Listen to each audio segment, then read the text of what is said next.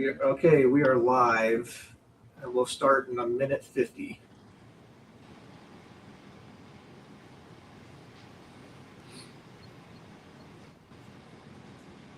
Did you throw like these catchweight guys? Are you just kind of leaving them out? I don't really do a lot of the MMA guys or the catchweight guys unless like there's some change that they're going to be like they're at some point going to wrestle for a belt. You know what I mean? Right. So I try to keep the rankings to like the actual wrestlers. Mm-hmm.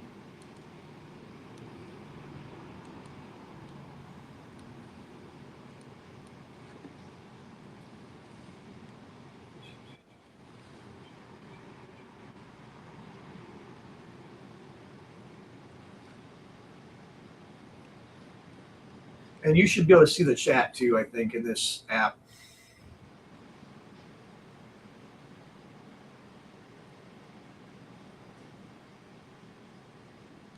Okay.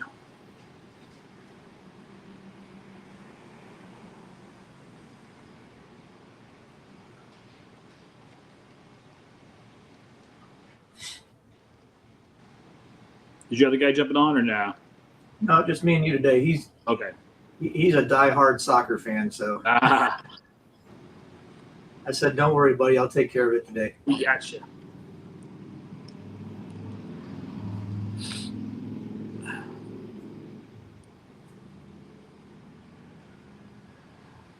All right.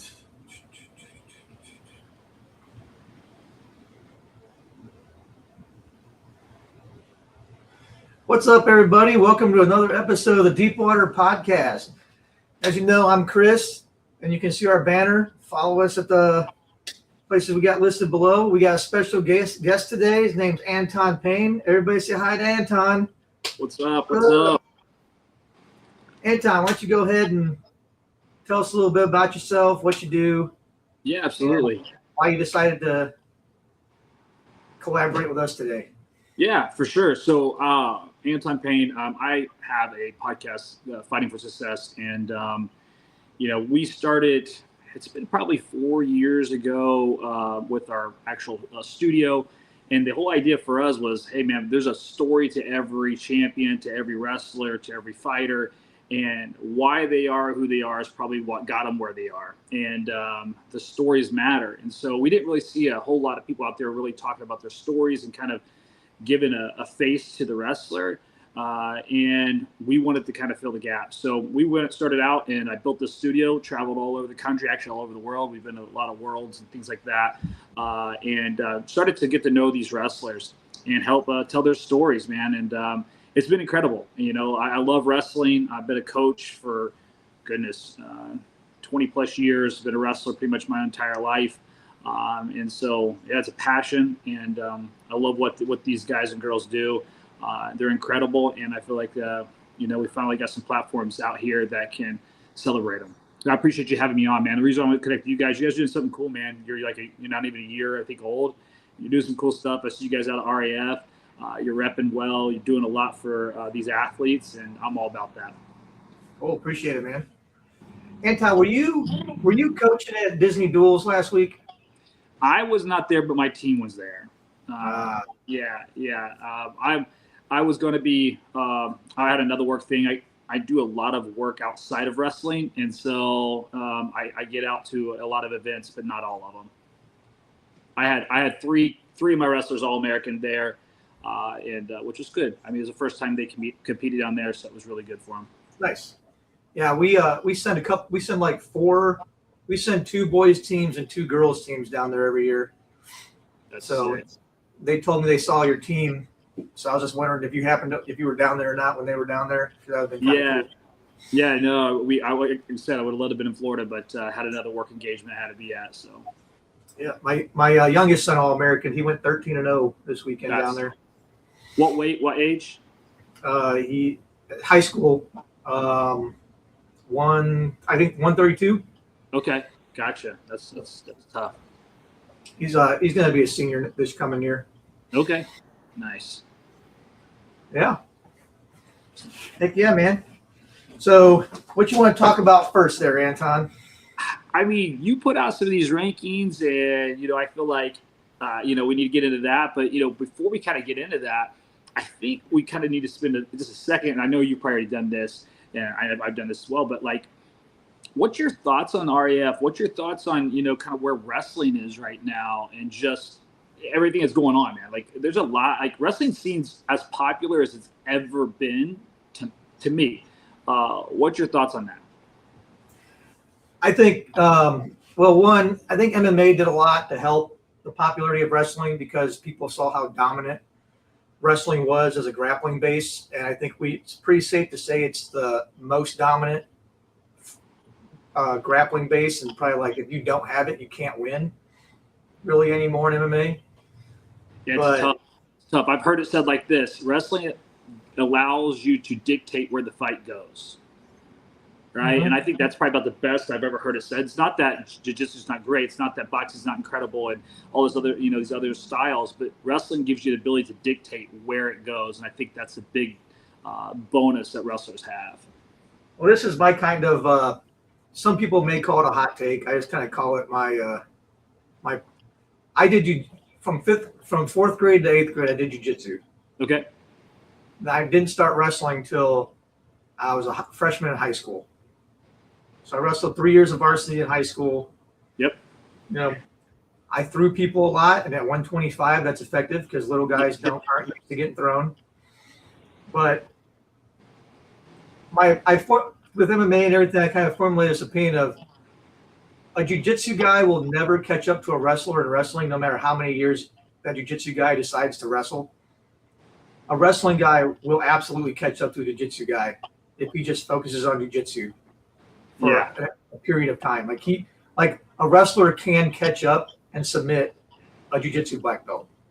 I could see that for sure. I trained out at MMA Lab years ago, and with John Crouch and Vincent Henderson, and when I'm gonna give you a little disclaimer. You're gonna probably hear fireworks. You're gonna hear Harleys. You're gonna hear all this stuff in the background because usually I'm in a studio. My studio is being worked on right now, and so I'm in my cafe. So if you hear ambient noise, that's what that is. And Chris, you said your family's watching soccer, so we could hear boos and cheers. So you're definitely going to hear stomping on the ground at some point above my head.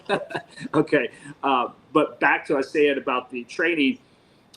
I went in there as a pure wrestler. I did boxed before that. So I guess I had boxing and wrestling at some point, but primarily wrestling.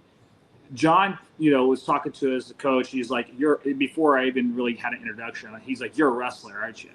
And I was in a jiu-jitsu class. Okay. So the reality is, and the reason I'm saying that is a wrestler's pace is different, right? I didn't understand what flowing was. It was just, I was 100 mile an hour. I was like a rat on acid. You could tell, but I will say, I had to find a medium to a certain degree because I would get myself in trouble with someone in jits because I was going too fast and exposing myself, So I get your point for sure. Yeah, definitely putting yourself in a bad position because you don't even realize you're in one. Yeah, for sure. And plus, I was never comfortable, being on my back, right? That's not what we do. Sorry, yeah, that's not what we do. So yeah, there you go. Pop another one. Yeah. So that was completely foreign to me, but I get your point, and I seen that firsthand. Wrestlers kind of rose to the occasion quicker than a jits guy, in a true MMA fight. Well, you think about even in the original UFC, the only guys that ever gave Royce Gracie trouble were wrestlers. Sure. Yeah. They were the only ones that made him have to work for it. Yeah, for sure. And eventually, Matt Hughes beat the brakes off of him when he was older. Yeah. Yeah, I think I really believe if you would have saw some of the, some of the world's best wrestlers at that time competing, because I don't watched it back then, getting the VHS tapes and stuff like that. You didn't see it. You saw wrestlers, but you didn't see necessarily the world's best take on these guys. Right. I think there could have been. I think even if it would have happened back then, people would have found wrestling a lot faster. Yeah, like if John Smith would have done a couple UFCs or something. Yes, exactly. Exactly. But I do agree. I mean, this is all to say is I think MMA has helped wrestling grow exponentially. And then with RAF, I think what actually has helped a lot with RAF is they got solid financial backing, which other pro wrestling leagues never had. And they had an immediate TV platform in which to sell the product. Yeah. But it's really what it is like all those UFC guys that are choosing to look at RAF as giving back to the sport by competing at it. So they're not going to RAF and trying to like fleece them of money to get them to show up. Yeah. There's like, look, we'll show up. Yep. We work somewhere in the middle. Tell us what you got, right? Like I know there's UFC guys that like, I mean, what do you think about it? UFC guys don't really get paid that much unless they're a main card anyway. Sure. So, I mean, even if they paid a UFC guy like $50K to show up to RAF, that's probably more than he makes on undercard. Right. Oh, you mean to wrestle for 6 minutes and not really take damage? Yeah, right? I mean, it's incredible. I think the financial backing has helped a ton. And this is not a hot take for you and I, but I think it's a hot take for RAF because they have to run this like balance act between UFC and internet personalities and legitimate wrestlers, right? And I've been saying it since like I've been around RAF since the beginning, and I've talked to Chad, and I've talked to Izzy, and I've talked to these athletes, and I said you're going to have this kind of like point where it goes to a head where what is RAF? Is it an entertainment industry or is it a wrestling industry, right? Mm-hmm. And now they're merging the two, but you can see and you can almost feel, and you've been in the rooms, you can feel kind of the separation, right? You can feel the separation between the people that have, 1 million followers and the guys that are, got 5,000 followers and they wrestle for you and I, right? There is a difference. And so I think, which I love RAF, I think it's the most incredible thing that's ever happened to wrestling, but there is this kind of like, what are we, right? Because if you just, and again, okay, hot take here, if you just put, the Dustin Plots, right? And even the Kyle Dakes and the Kyle Snyders, if you just put them out there and let them wrestle, I bet it doesn't make it. I mean, I agree with you on that. And but I only agree because of this. The next generation of wrestler won't need those UFC guys. Right. Because the next generation of wrestler will know how to use this guy right here, a microphone. Yes. They'll be a lot better in media. They'll be a lot better at talking a little shit. Yep. And what I really think is the UFC guys bring the name, but I know if I think Eric Bischoff's as smart as he is, he's using the UFC guys to teach the wrestlers how to do press conferences, right? How to hype their own matches, yep. How to kind of do all that personality stuff that we're not used to doing because wrestling's wrestlers tend to be a very humble people publicly. Sure. So it's definitely a stepping stone they have to overcome for sure.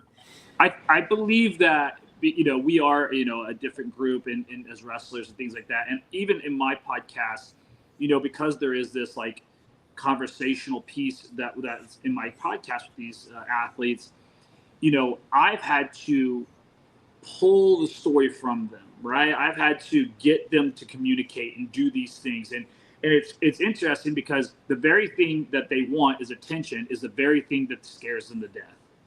You've got these athletes that are the best in the world at what they do, but they've been so singular focused and so disciplined in a craft that people's skills, communication skills, social media, things like that is not on their radar. It hasn't been. So now you put a camera in front of them, you go, so what do you think about wrestling? And they're like, they've been doing it their whole life, right? And they're like, wrestling's fun. But you put it in front of Armin, he'll give you 2 words and leave the place in stitches and make a viral moment of it. It's like right? the funny part is like me and you who were never got to that highest level of wrestling, we're probably the most emphatic. When someone goes, hey, what do you think about wrestling? And we can go into this long diatribe about the benefits and how exciting this is and the strategy. I think we dive a lot deeper than some of the wrestlers do.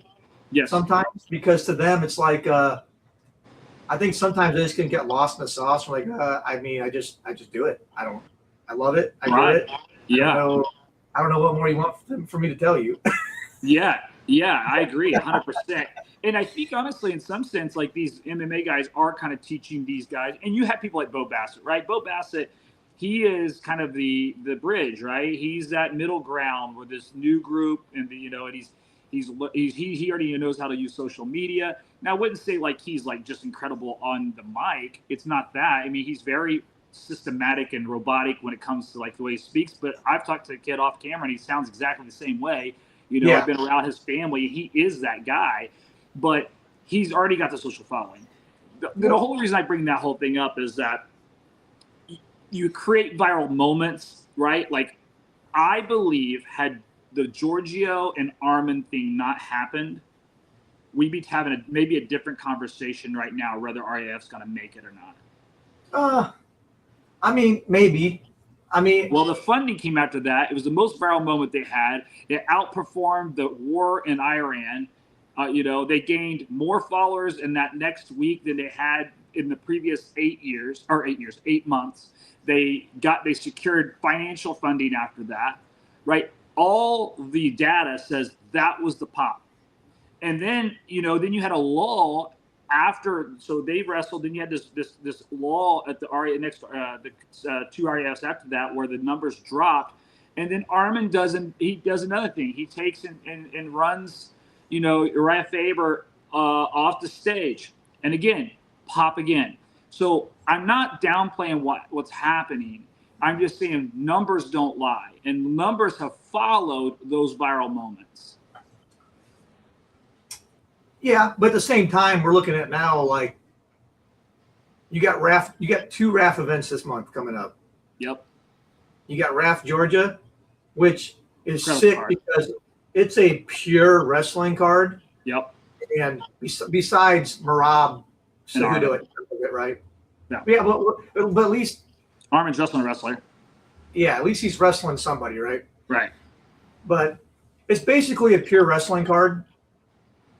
And it might be, to be honest, it might be the best wrestling card ever put together in the history of wrestling. Agreed.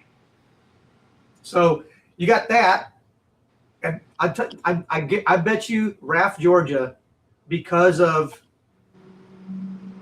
the global audience that's going to watch that one, is going to be the most watched RAF event since RAF started.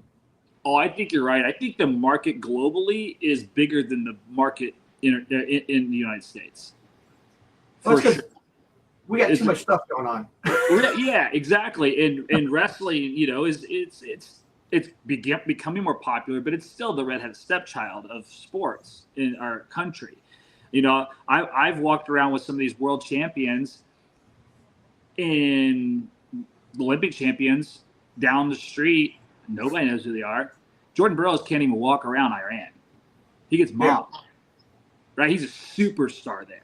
There's probably only like 2 Olympic champs in America that can't walk around without anyone knowing. It's Rulon Gardner and Kurt Angle. That's it. Right. Yeah. That's it. And I'm not even saying Kurt Angle because of his WWE career, because Kurt Angle is known because he won it in the United States. Yeah. So it was prime time. It was on primetime TV in the U.S. in peak America, the 90s. Right. In Atlanta, and everybody was watching that match because it was prime time, Eastern Standard Time, American sports entertainment.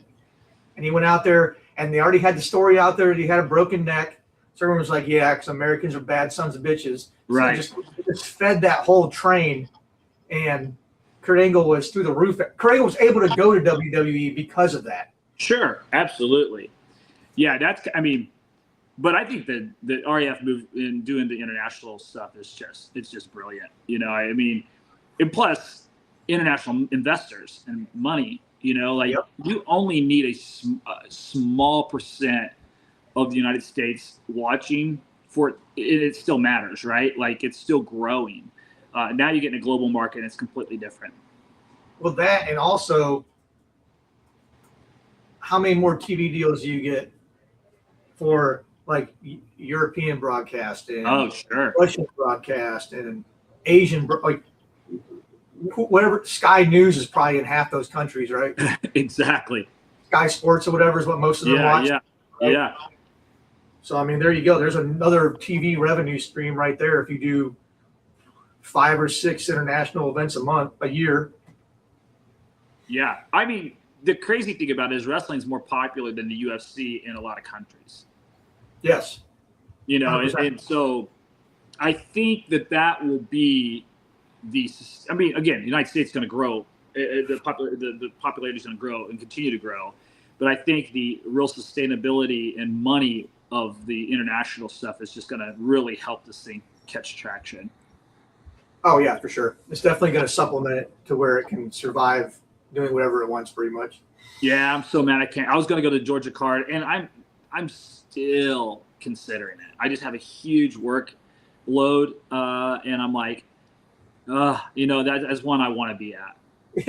If I went to the RAF Georgia card, I would be like Tiger King, dude. Afterwards, I'm like, I'm never gonna financially recover from this.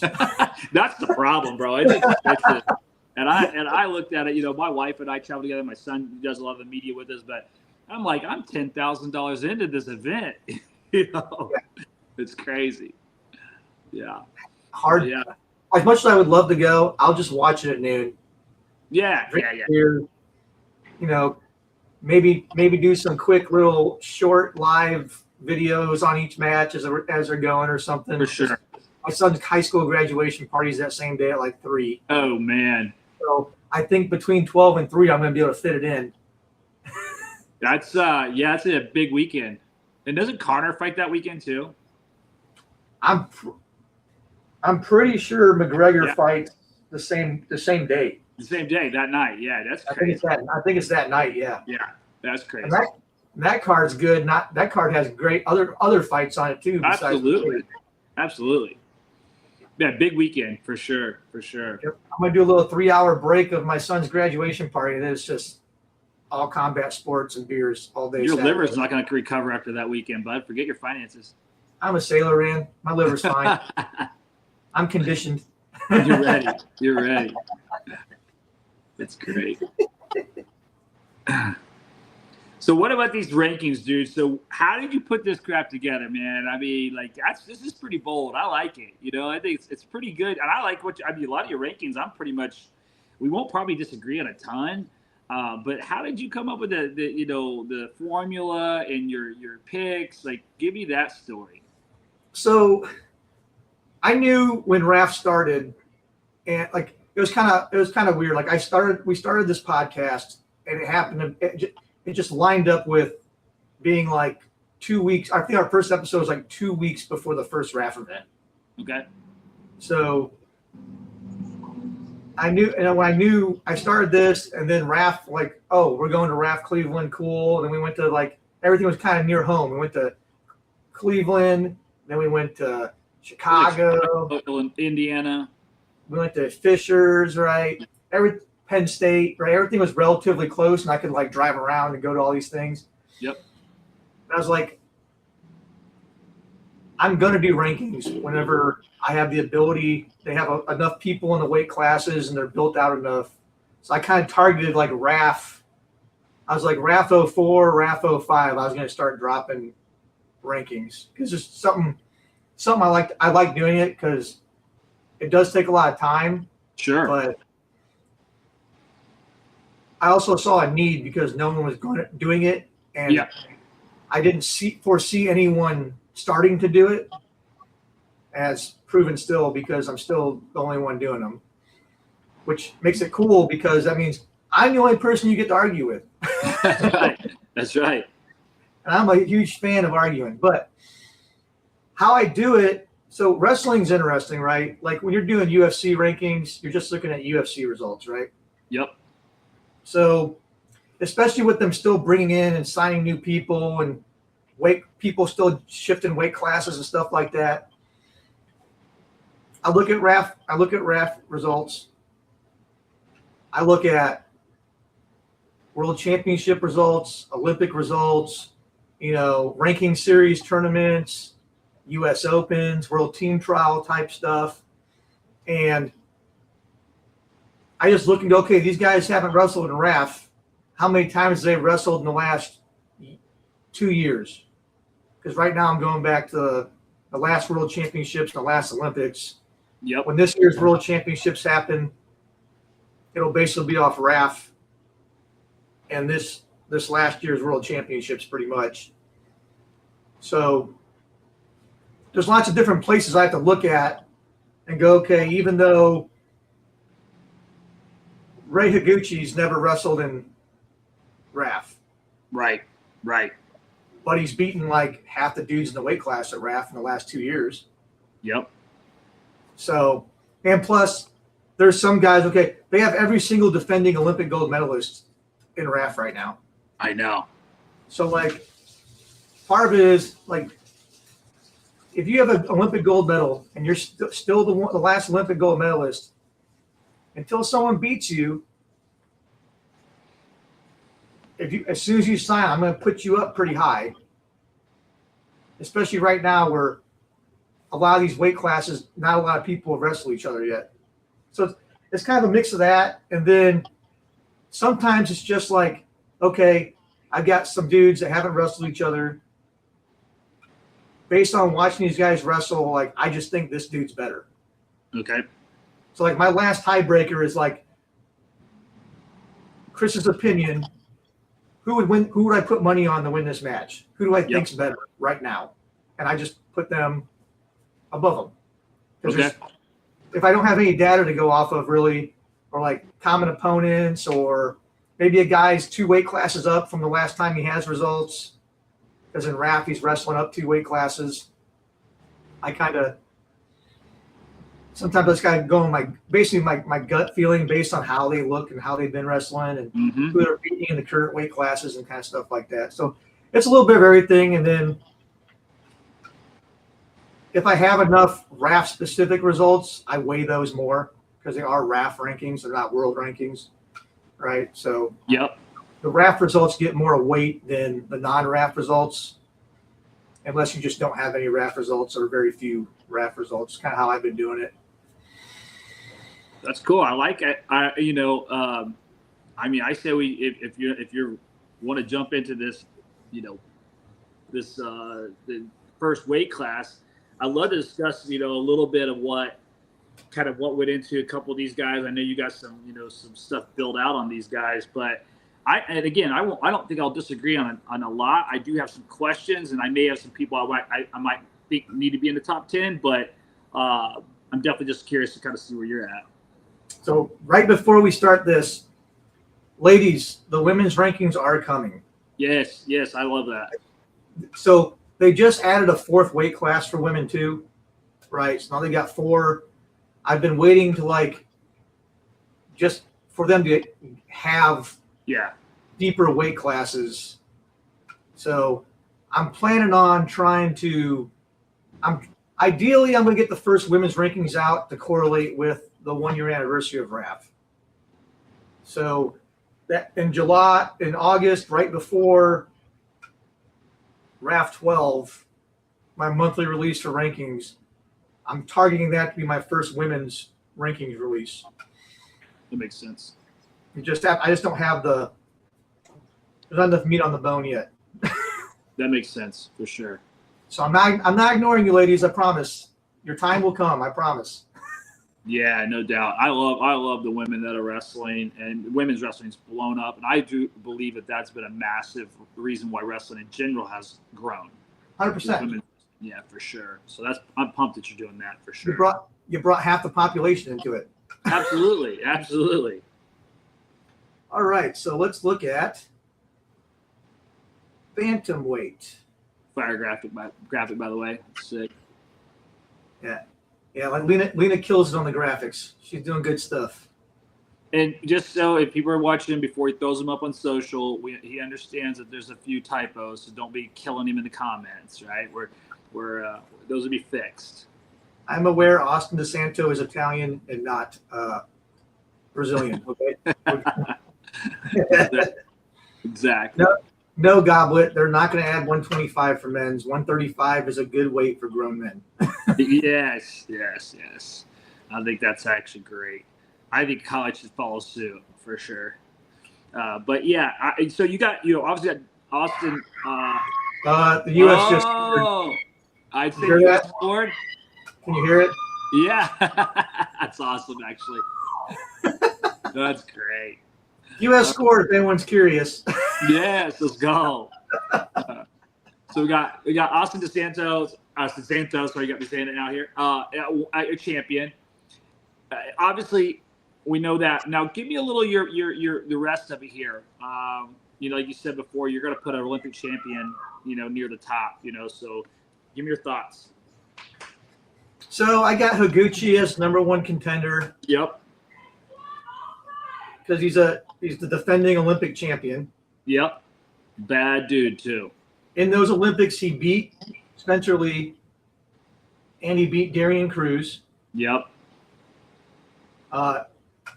He's also an Olympic silver medalist. He's a multiple-time world. He's a world champ and a world silver.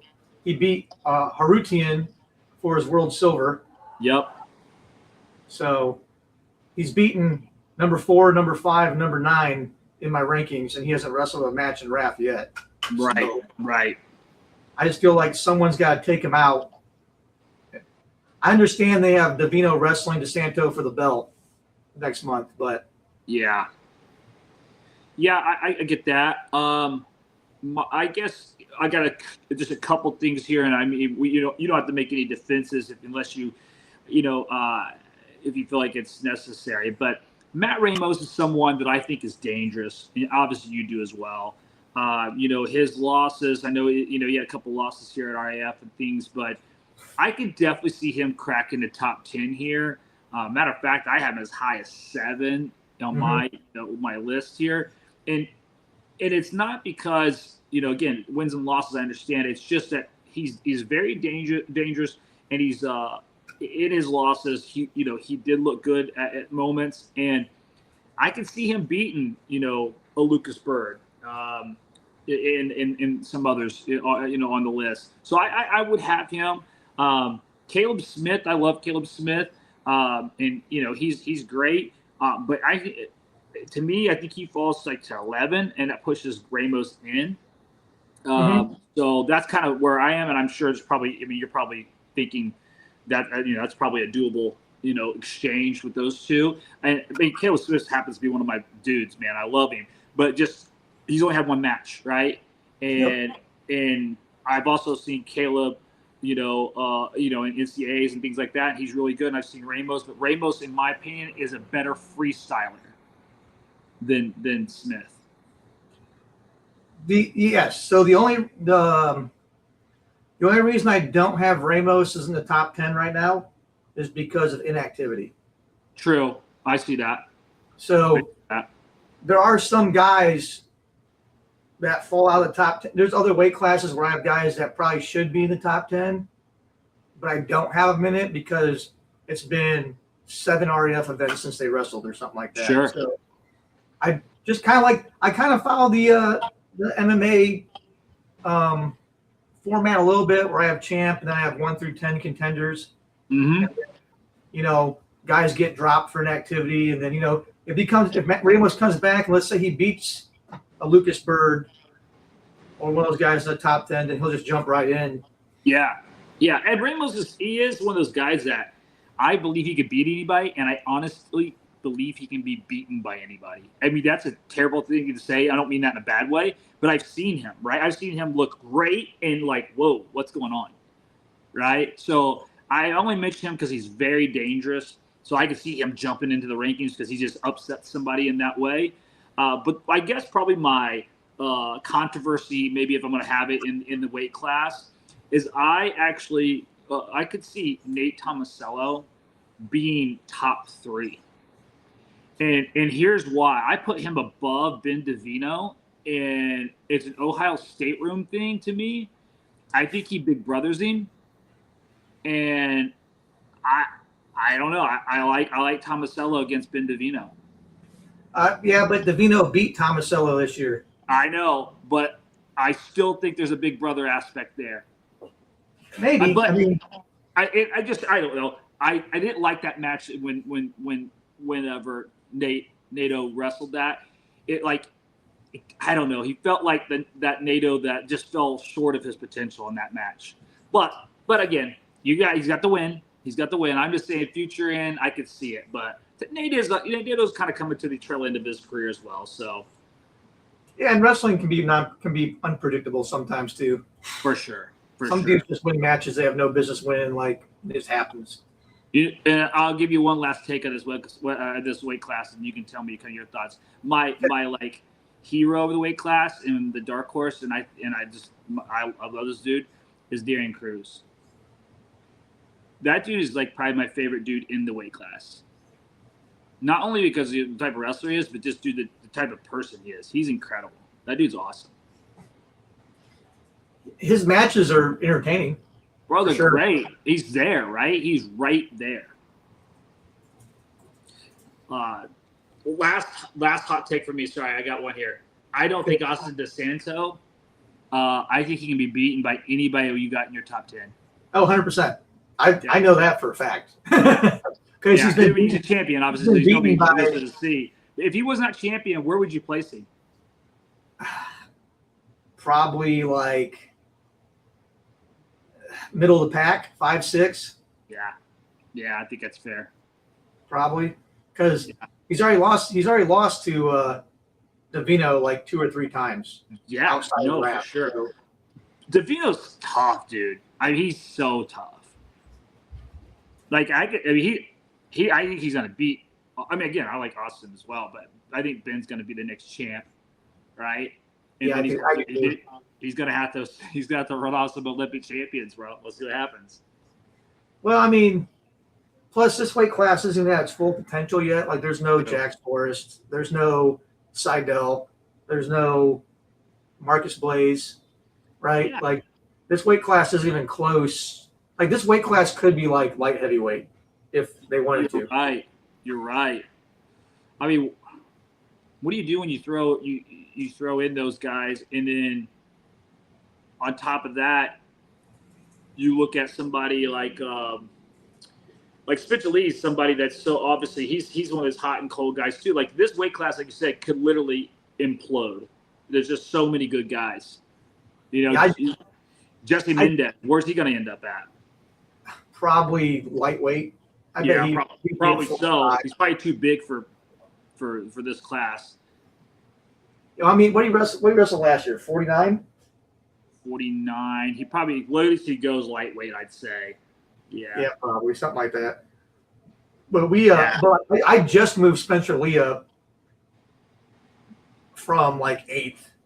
Yeah, dude, I see it. Yeah, because he beat Lillendahl. I know. I think Flo has him ranked number 1 in the world, which I think is an over ranking for Spencer Lee, to be honest. I agree. I was glad to see he kind of got that monkey off his back, for the world run. But he's just one of those guys, man. He can beat anybody, can be beat, Yes, for sure. I don't know. I don't have the confidence I used to have in Spencer Lee. Let's put it that way. No.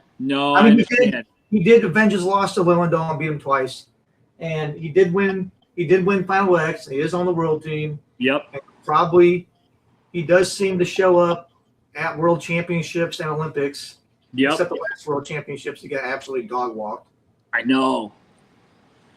And that was kind of like the beginning of the downward trend for him for the last year or so, Yeah, for sure. Maybe he's coming out of the trough and he's getting ready to peak again. I'd love to see it. Well, I'm American. I'd love to see it too. Just not a lot of confidence. Yeah, that's my top 10 for bantamweight.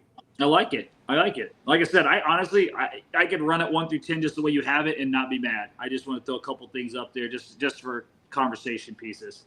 And I always there's some weights where I think 2 dudes are pretty equal, and I have them like 5 and 6 or 4 and 5. That makes sense for sure. All right, featherweight. This is an interesting weight class. This is a crazy weight class, They're all crazy, dude. It's insane. I actually don't think this weight class is that deep. It's not deep, but there's just some good wrestling here. It's kind of crazy. There's some really good wrestling at the top, and then there just kind of falls off.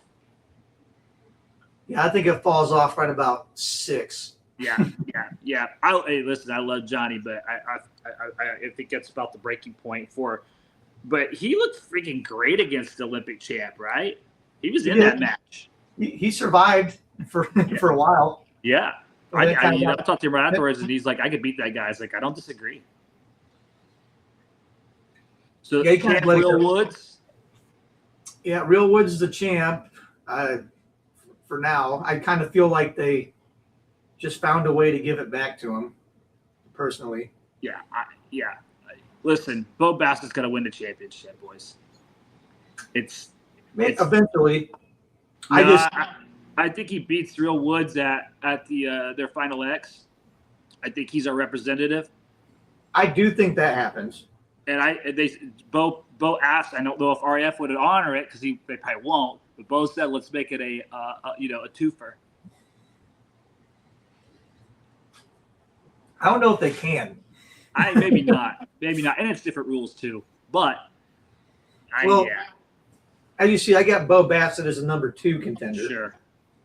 Why did you pick him? I mean, just because of inactivity from Jordan Oliver. Well, Jordan Oliver went up to lightweight. No, I'm sorry. Over, you got Bo at 2. You got, I can't even say his name. Katoro Kiyuka. Yeah. Obviously, as a champ, that's why you got him based over Bo. Yeah, like I love Bo. I just don't think that he's ready to beat a current Olympic champion yet. Right. No, and RAF has signed him, so yeah, I think you're right there. I think that's a 1-2 until we see it otherwise, Yeah, I think they're the clear 2 best in the weight class. I agree. Alira's looked really good, but again. Now, here's something interesting though. What's that? Bo Bassett has lost to Brock Hardy in the last year. Yeah, you're not wrong. And I was getting ready to ask about Brock Hardy being 6th on your list because I would see him. I could honestly see him in that, top 3 or 4. He has a very weird style of wrestling. Very weird.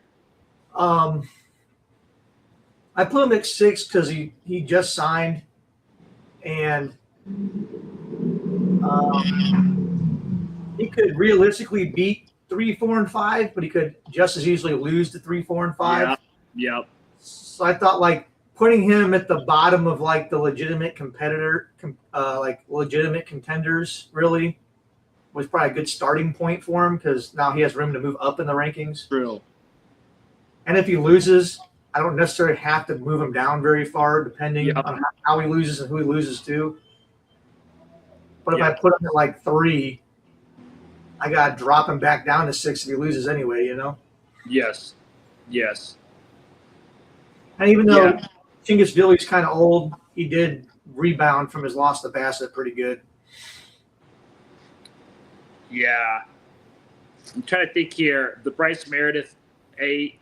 There's a goal, baby. Got one other? Well, the first one was offsides, so I think we just got a goal. Let's go. My house is about to explode in about 2 seconds. Lugo hasn't lost yet. I think Lugo's actually pretty underrated by most people. Yeah. And they did just sign Ali Begoff. Yep. But you got Kiyuka here, right? Kiyuka's beaten Sebastian Rivera and Ali Begoff. Yeah, for sure. He's beaten both of them. I was giving Izzy shit constantly. I was like, when are you getting the Japanese over here, dude? Yeah, that was huge. I get why you can't get the Iranians over here right now. I understand that. But, right. But the Japanese, my brother, like they're like the you got Russia, Iran, United States. Yep. And that fourth guy out there on the cusp of superpower status in wrestling is Japan. Oh, for sure. For sure. Incredible. And in women's wrestling, they are the superpower. Yeah, exactly. I mean, let's see. Has Ono signed with RAF yet? Ono hasn't, no. No, just the Japanese team. The three guys they got were Higuchi, Kyuka, and Takatani. That's right. Yep. I wonder in some sense if, like, because these guys have came over and trained so much in the last 2 years, in some ways I feel like the Japanese style has been demystified a bit. I think they have Americanized their style, to be honest. Yeah, I could see that as well. When I watched them at Worlds, a few years ago, it was like they were doing something different, right? It was just like, whoa, what's going on? Like we don't move the same, we don't look the same.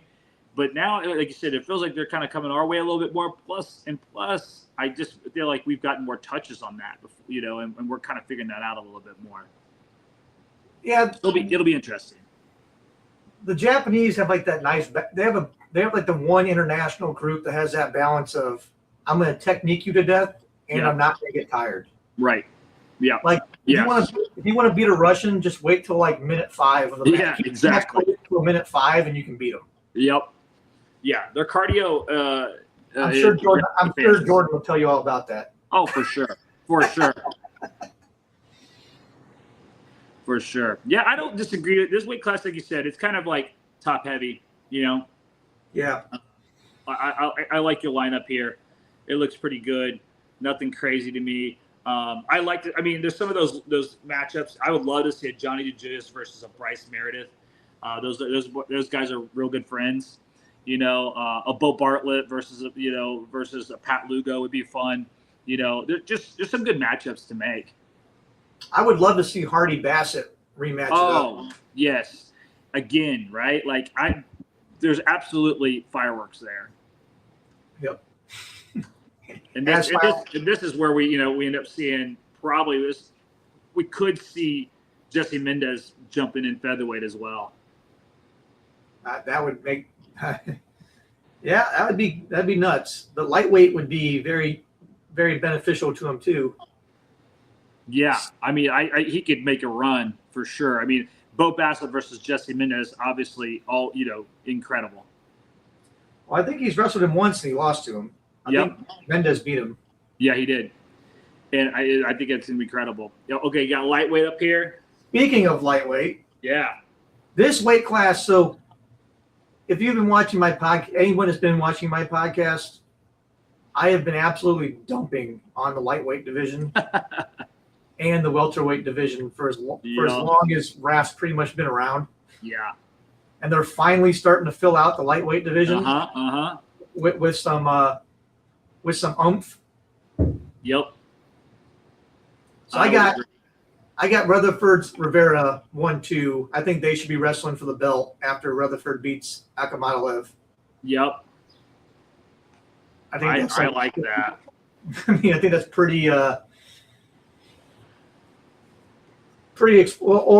winner of Rutherford Akhmadalev should wrestle Rivera, but Zane's looking pretty on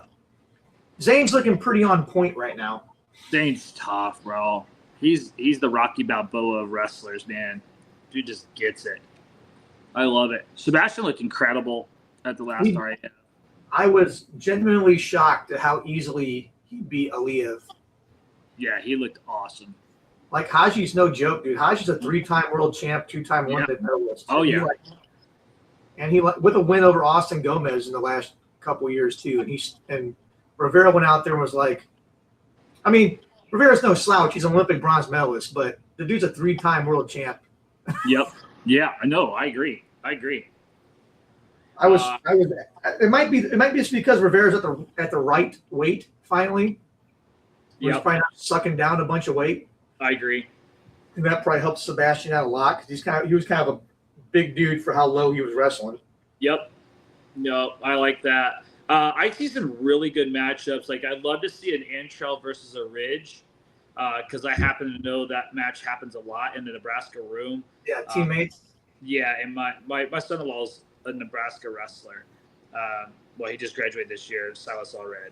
And so I've got to see these guys scrap a lot, and it's fireworks. So that'll be a fun one. And Ridge is one of those guys that can compete at the top, as we've just seen the final acts and stuff like that. Yeah, he could be one of those guys that, with the right run, he could be in that top conversation. Well, Ridge is another guy. It seems to be like a little common thread with Nebraska guys. They got like a weird funk to them. Yeah. Yep. They can scramble. Like they pull stuff out of their ass sometimes. Yeah, dude. Beat guys they shouldn't beat sometimes.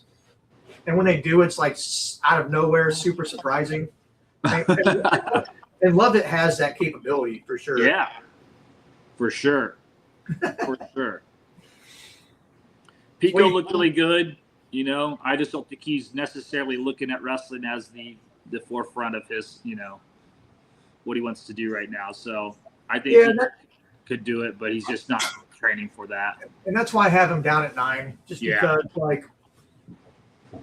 because he's like, I'd say he's probably the most legit current UFC guy, wrestler. Yeah, for sure.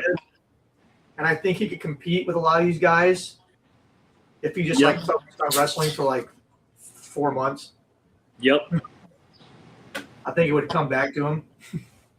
I agree. He looked great.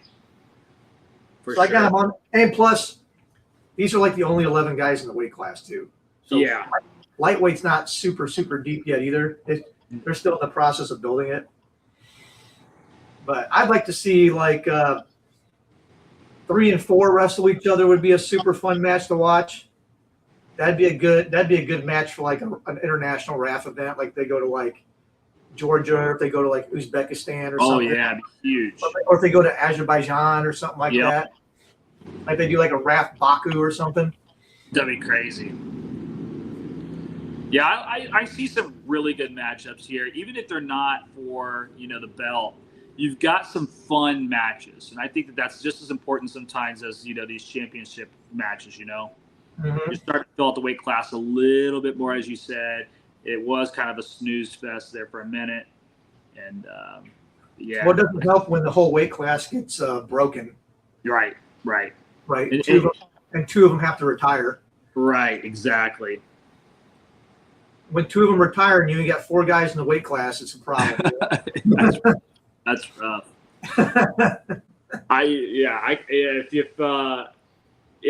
If Jesse were to throw his name in this hat, he could do well here too. I think this would be a more entertaining weight class to put him in. Yeah. I just don't know what his worlds and desires are as far as that's concerned. Because I know the guy is a competitor, wants to wrestle. He wants to wrestle for a long time, and I could see him using RAF as a platform to wrestle some of these guys that maybe he doesn't get a chance to sit on a world team or whatnot. So yeah, we'll see. We'll see where he ends up. Yeah, I'd have to see him. I have to imagine that he's putting all of his efforts in the Olympic team trials. Yeah, I would agree. And spend the next year and a half focusing on making the Olympic team. I'd have to imagine. Yeah, he's such a purist, and I'm not sure. I don't even know if he's signed. Has he signed RAF? I didn't think so. No. So it's kind of interesting. It's like he's one of these guys that's like, I don't care about money, I don't care about anything. I just want to be the best wrestler in the world. Yeah, I don't think he'll sign with them until after he makes his Olympic run. Yeah, probably right. Plus, he's still young, so he can wait. Yeah. All right. Yep. Welterweight. Now we got the old welterweight's very interesting. I'm sure you have questions about welterweight. Yeah, I do. I think a lot of people are going to have questions for me about welterweight. Yeah. I mean, obviously, Carr's a champ. Can't argue with that. But in my opinion, Carr is kind of like we were discussing earlier with DeSanto. I think Carr could, if he's not the champion, he could drop dramatically. If he loses to Sal Kazanov, I'm probably dropping him to 5. Yeah. I mean, listen, James Green just made the world team. He's freaking insane. Love that dude. I'm just going to go all in and say Jordan's my guy in the weight class, right? Not because, other than I think realistically, in my opinion, on paper, would have to have him. I mean, as a person, I have him as 1. I have him as a champion. On paper, I put him 2.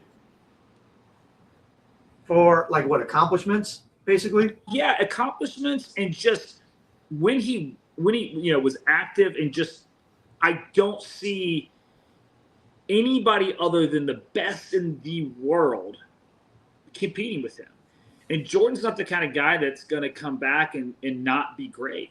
Like he's just – it took him a long time to sign, and it was because he wasn't able to train properly because he's building his academy and he's doing all these things. And, he has no training partners. He went from the, Olympic training, the Olympic run and the world team run to basically the whole RTC that he was a part of, it fell apart. Everybody left, right? Yeah. And so he went from having the greatest partners and a lot of funding and all this stuff to just him being there. And so and then in the midst of that, he's starting his club and doing a build out and doing all this stuff. So they wanted him from the beginning, but it was like he said no because Jordan doesn't partake, right? Like he doesn't come in just to participate. He's coming in for a purpose. And I will tell you, and he said it, I say it now because he's already announced it. I wouldn't say it before. He wants a place to leave his shoes, right? And I don't think that place was, he didn't want to leave them in Penn State when he lost the Olympic trials. He wasn't going to leave them, in Albania when he lost over there. That's, in some foreign country. He's not going to do that. RAF is a natural place for this guy if he wants to go ahead and call, his career and be done with it. It's a great place to do it. But I can promise you, he's not coming out just to retire. I agree. It's like RAF is like, it gives the opportunity for the best American soccer players that play in Europe. They come back home to MLS. Yeah. Play for a couple years so they can retire in front of the American fans in the American League and get the send off they deserve for what they did for the country. For sure. And now listen, 165 may not even be the class that he goes, and you and I have talked about this a little bit. It's like I think Jordan's walking around about 180, 185, maybe 175, 185 right now. I mean when he's kind of before he started training again. That's kind of where he naturally just walks. Jordan's very disciplined. He eats extremely clean, and he's always jacked. I mean, he just, he walks around better than 99.99% of the people in the world. So I don't know. I don't know if he makes that drop to 65. I put him there as kind of like when they signed him, and I see what welterweight, I see what middleweight has versus what welterweight doesn't have. And they signed, I don't honestly even know if Zamalov and Takatani are going to be at 65 either. True. But because when they sign guys, they don't sign and tell you what weight they're planning on going, which is a little bit annoying, to be honest. Yeah. Right. But I have to imagine because of how small welterweight is and David Carr's results in the U.S. Open and Final X, I feel like they're kind of forced to fill this weight class out. So it made sense to me that they signed Zamalov, Takatani, and Jordan to infuse some life into the weight class. And the same reason why they moved Sal Kazanov back down, because Sal Kazanov started at welterweight because he beat James Green at RAF. Yeah. And then he went up to middleweight. Yep. And beat O'Toole, Keegan, and now he's back down at welterweight. Yeah, he's tough, dude. And those are the two, Takatani and Zanoff. Those are the two that I'm like, Jordan. That'll be a match. Those will be matches, right? Like, I feel like other than that, Jordan does really well against James Green, David Carr. He has a good feel for these guys. He's wrestled them a million times. Right. You know, So, I think Sal Kazanoff gives him problems because Sal Kazanoff's so hard to score on. He's very hard to score on. He stays in great position. Yeah. I was looking through his results. Like every match he loses is like criteria. Yeah. And I hate those matches with Jordan because he's a late scoring kind of guy. Yeah. And you just don't get those opportunities with him. You know, It's like that scares me a bit. Because Taz doesn't get tired. No. Taz's the guy who remember he was losing 4-0 to James Green after the first two periods. And he's the one that came back and scored 4 in the third period to win. Listen, I love James Green, but James Green's Achilles heel sometimes is that cardio. You know, like it's suspect. Listen, I'm saying that from the comfort of my own couch. You can't even probably, wrestle. Dude, if I walked outside right now, I would have trouble breathing within 3 minutes. For sure. Yeah, absolutely. James Green is an absolute savage. But I'm saying there has been times where he's looked like he's beaten Taz, and he's like, it's going incredible for him. And then he those last 2 minutes, the tables turn. So that's why I give Jordan over James. I think Jordan's consistent bell to bell, and he does like to score late. So that's going to be, even if James sneaks 1 or 2, I could see Jordan, open it up in the last 2 minutes. So this one was tough for me to rank because Jamalov's the defending Olympic champion. Yep. Takatani's the defending bronze medalist in the Olympics. Yep. And then I rewarded Green for beating David Carr at Final X. Yeah. And my real debate was Sal Kazanoff and Green, because part of me wants Green to get a chance to belt against Carr because he just beat him. Right. But Sal Kazanoff also has beaten James Green in RAF. In RAF, exactly. So that was my tiebreaker because he has the head-to-head in RAF. Yep. And I think Sal Kazanoff's wrestling for the belt against Carr anyway. I agree. I think. With the recent signing in this weight class, or what we think's in this weight class, it gets super interesting. I mean, a lot of great matches to be made. And going back to Jordan, they are going to give him a couple layups. That's for sure. I don't think Jordan's going to come back and say, I want to wrestle, James Green or David Carr out of the gate. I don't think that's going to happen. I really believe we're going to see it Jordan versus Armin.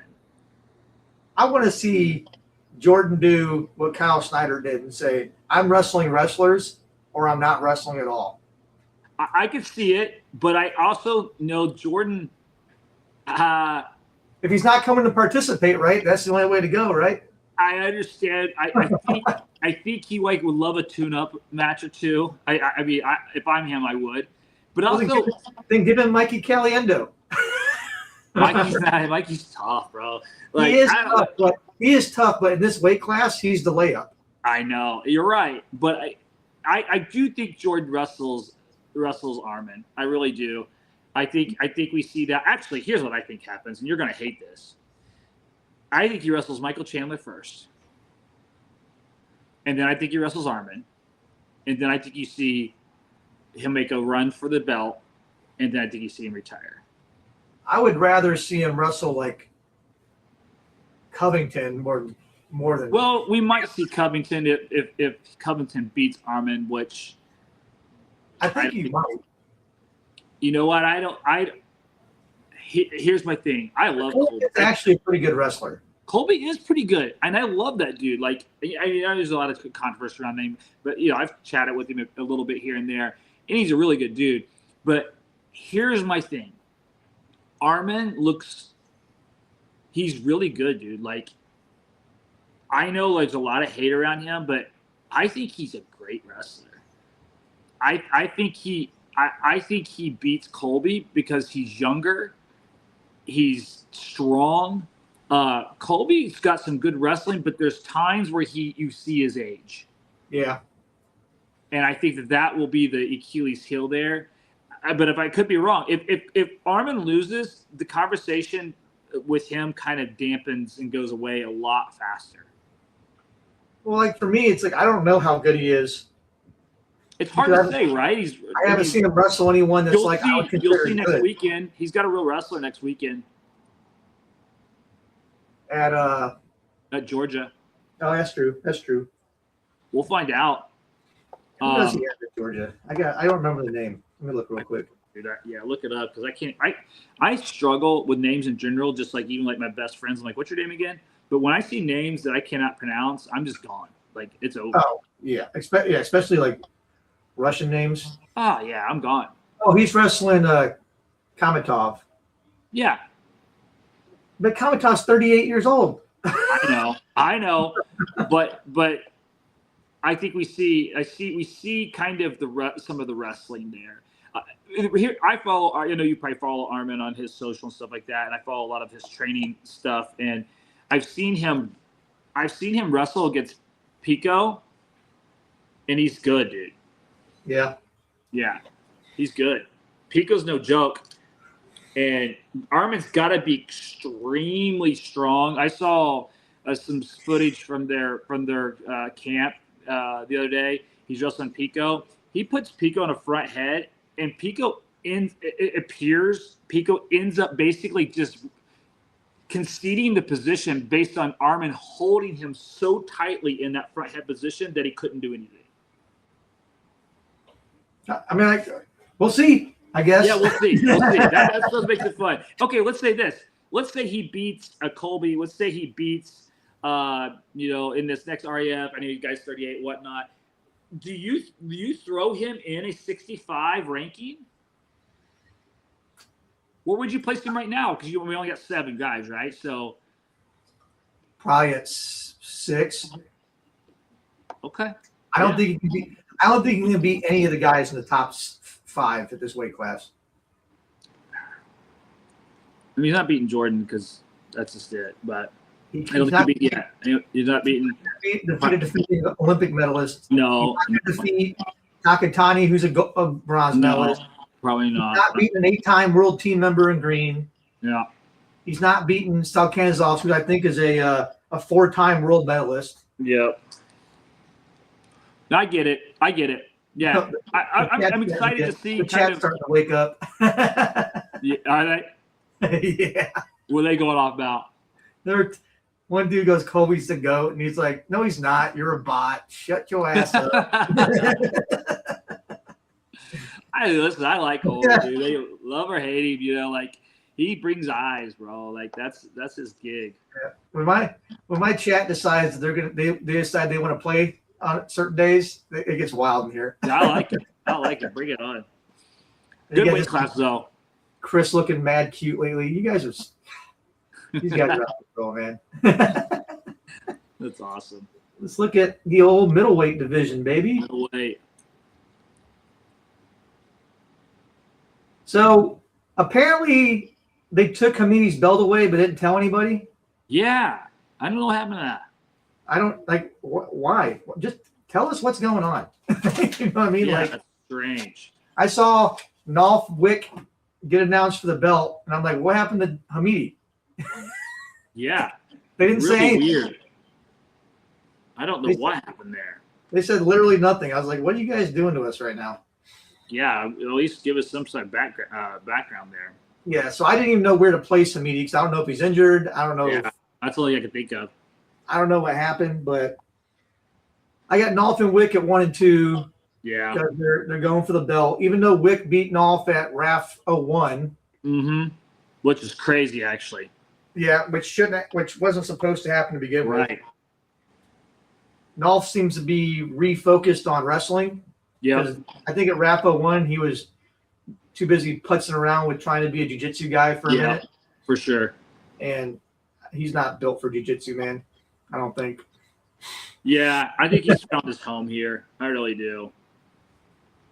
So I got them 1-2. I got a tool up at 4 because he beat Abdurakhmanov, so I moved him down to 5. Yep. And then we'll see what Kamatov at 6 does against Arman in Georgia. Yep. And then I got Blaze, Minto, and Kadik. Yeah, I don't hate any of this. I think Kadik he's really good. I think he had a bad showing there. Kind of not bad, but his last one wasn't great. But I think Kadik's good. I think Kadik could beat he could be a problem in that weight class. I don't know how active he's going to be in it, honestly. He was pretty active there for a minute, but it kind of looked like he was out of shape. Yeah, that's the problem. As he gets pushed into the third, and that was trouble. My only comment on this weight class is if Jordan decides to go to middleweight, he's the champion. I don't know if he can beat Nolf. I think he can. I was at the the Olympic trials, and he had a really bad match in that. And I know I talked to Nolf after RAF 3, I think it was, asked him if he'd like to wrestle Jordan again. He said no. And that's for multiple reasons. One, I think it was an extremely hard match for him. But two, I think he has a lot of respect for Jordan and wants to see Jordan kind of go off into sunset and, I don't think he really wants to be a part of that match. But I just feel like Jordan, he's a lot, man, for that weight class. Especially if he stays fed up and just decides that he's going to wrestle up at 75. 75, dude, he could walk around at that weight class. He's not cutting. He's strong. I think he has a better chance of winning a belt at middleweight than he does at welterweight. Yeah, I personally, this is where I want to see him wrestle is 175 at middleweight here. I like to see. The welterweight guys are younger too. Yeah. The only real super young guy in this weight class is, really it's Blaze and, I guess Blaze, Minto, and Minto, yeah. But Minto and Blaze they're not to like that. I'm a fully grown adult now. No, for sure. I just see. Here's the thing. Also, JB is very close to David Carr, very close to James Green. I could see him avoiding the weight class, just not even to muddy the waters. I could see that. Yeah. Listen, I'd love to see him and Carr wrestle. What a story, right? Literally David Carr is like his little brother. They're close. That doesn't surprise me one bit. Yeah. So I could see him go. Middleweight is my pick for him. I know that's probably Lauren's pick for him too because you don't have to diet down. Yeah, I'm sure she doesn't want to deal with him cutting weight. Exactly. And he's healthy right now. Why cut and risk, getting hurt? We all get a little cranky when we're cutting weight. Exactly. When I had a house full of boys cutting weight, they were. Oh, it's rough. Yeah, they were. Ugh. The amount of separation I had to keep between them and their mom was excessive. Yeah. I know all about that for sure. Great weight class, man. I don't have any arguments on your side over there because it's a tough weight class, but I think you got it kind of pretty much cracked in there. My only thing is if we throw Jordan in that class, I think he blows it up, and it's automatically, he's got some decent matchups, but I think here. I'd probably put him at 3 in that weight class if that's where he shows up. And Wake. Yeah, I'd probably put him at 3. And then we'd see the result of that Nolf Wick match if I moved him up to 2. Right. I guess at that point he'd move up to number 1 contender, but yeah, for sure. Cruiserweight. This is a stupidly good weight class too. Very good. This might be the second best weight class in RAF. Very good. Good. Behind light heavyweight. Cruiserweight, light heavyweight are absolute ticket sellers. Yep. And they just made cruiserweight even better. with their new signings too. So yep. So I mean, obviously Dake's looking insane right now. Dake's doing Dake stuff. I know you got one as Zahid. I'm not big on Zahid. I see him. I mean, again, he's insane, and he's obviously a world champion. But you got ice and fire, two different wrestlers to show up. It's just, who knows, right? So in my opinion, we saw him get like teched by, or whatever it was, by Kekaizen and thrown up in this, in the trash can. Yeah, I interviewed him after that one. It's just, like, you just don't know, man. And I mean, he went on a tear after that, though. Yeah, he did. You're not wrong. That's the thing about it, right? Like, I know it's a tough one for me. I mean, I like Parker a lot. That guy's just a workhorse. He is. I'd put Parker up there. I think Parker gave Dake a good match. Yeah, I would probably have to see. I know Parker's beaten Zahid, but yeah. I think Zahid's done enough in RAF to earn a title shot. That's why I have him at 1. Yeah. And then the only reason I got Parker at 4 is because he did lose 9-0 to Dake. Yeah, he did, but it was closer than 9-0, right?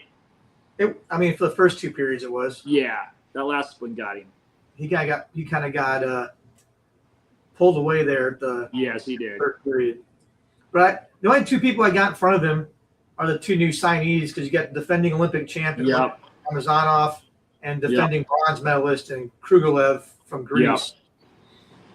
So both killers. I think Parker could be 3 and 4 is kind of interchangeable for me. I think Parker could beat him. I think Darren could beat him. There's not a big gap between those 2. Right. And then, I mean, because this weight class is crazy. You got Kyle Dake. Zahid's a world champ. You got Olympic champ, Olympic bronze. Dake's a time Olympic medalist. Georgios is a world champ. Yeah. Goritze from Georgia is only like 24 years old. So young. Sinclair's in there. I love it. Udinov's won a couple world medals, I think. It's incredible. Like, basically the only non-world medalists in this weight class are Jackson and Plott. Yeah, which is wild. It's super deep. Yeah, great. This is another one. Like there's a legitimate chance that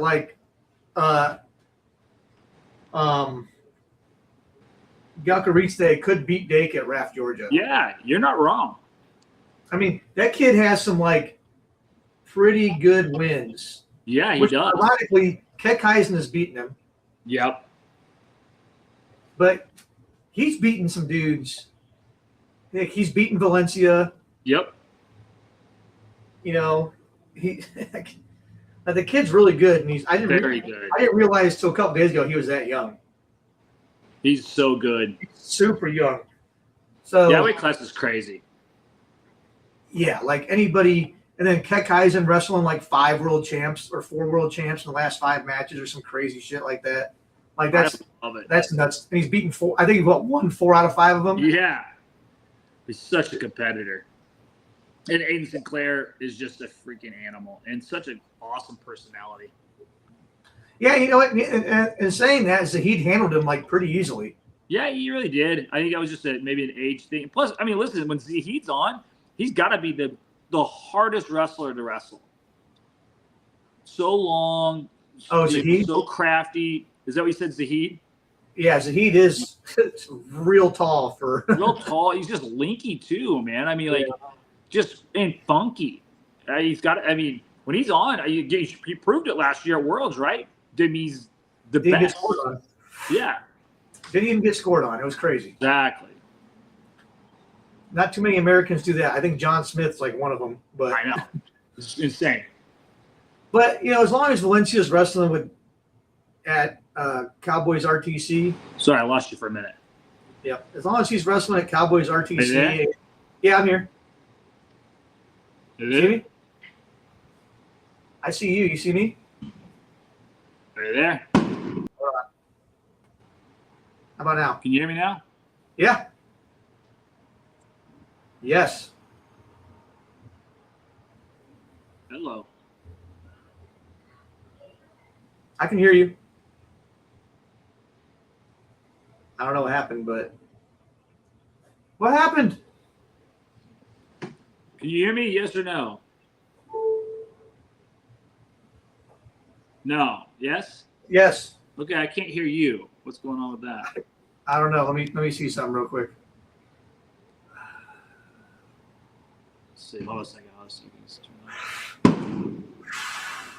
Really strange. Hello. Yeah, I mean, it says my mic's working just fine. Technical difficulties. Give us a second.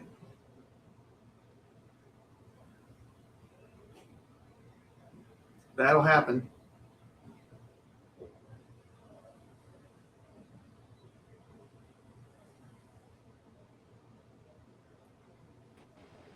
All right, how about now? I got you. All right, cool. All right.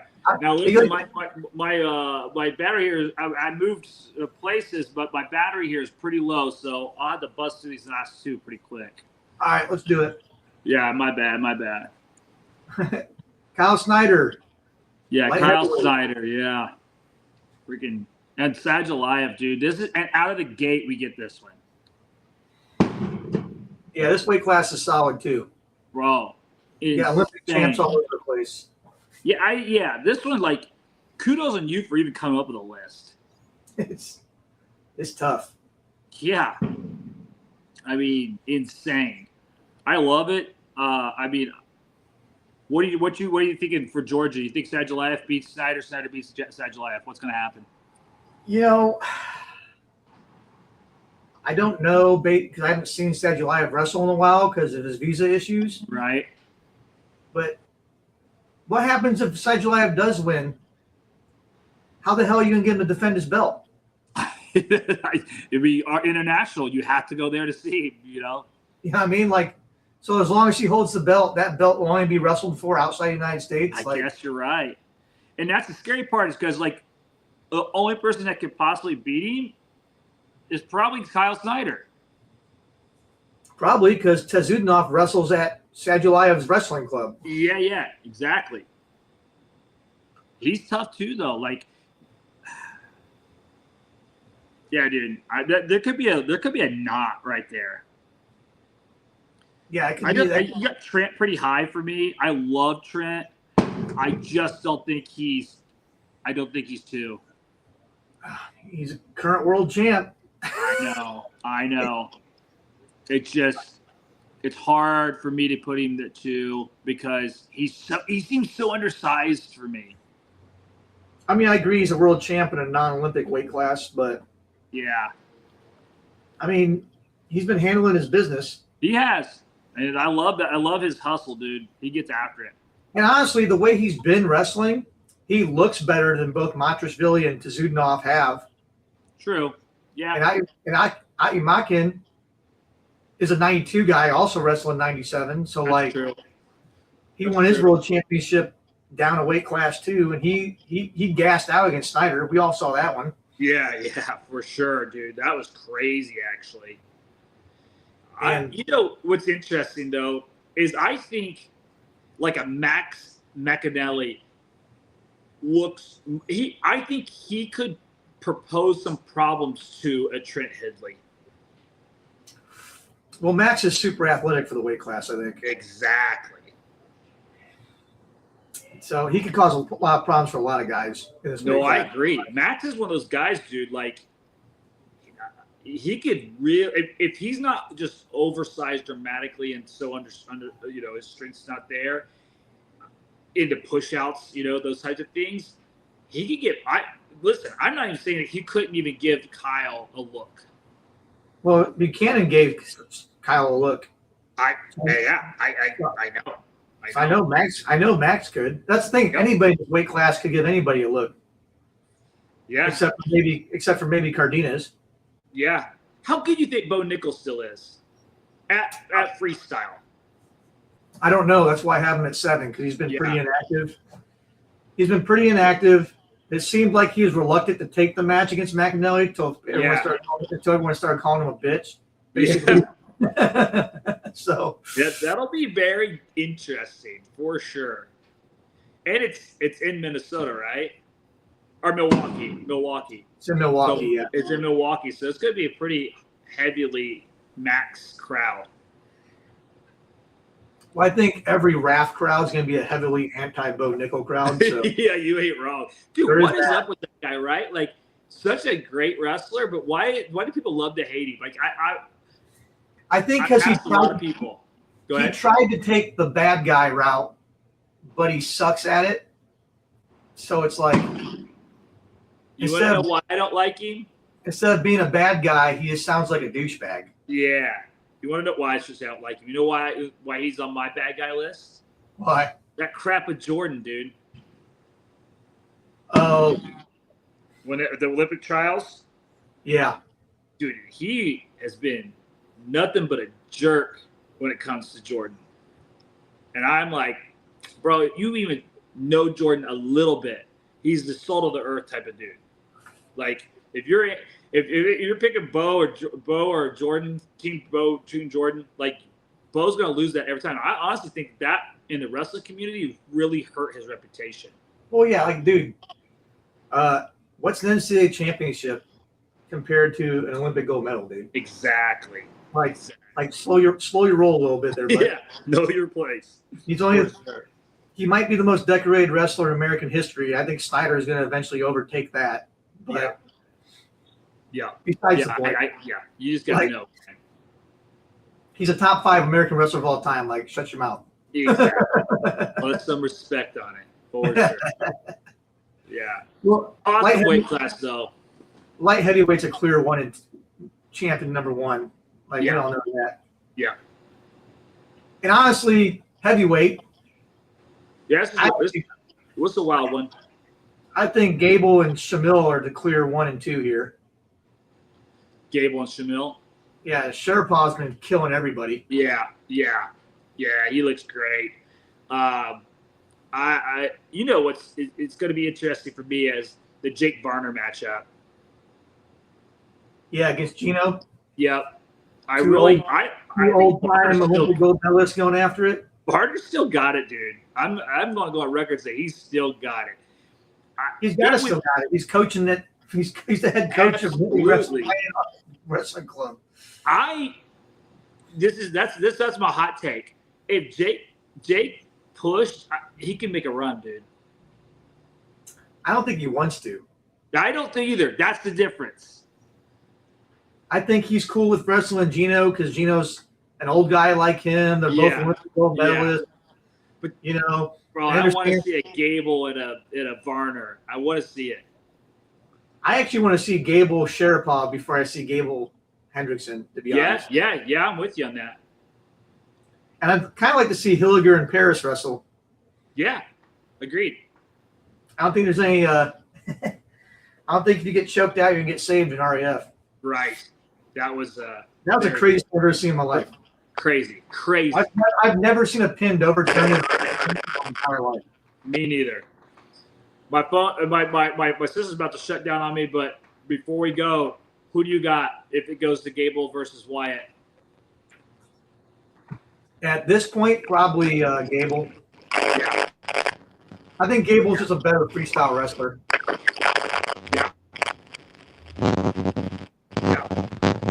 Dude, I'm probably going to lose you because I can't charge right now. But dude, this has been awesome.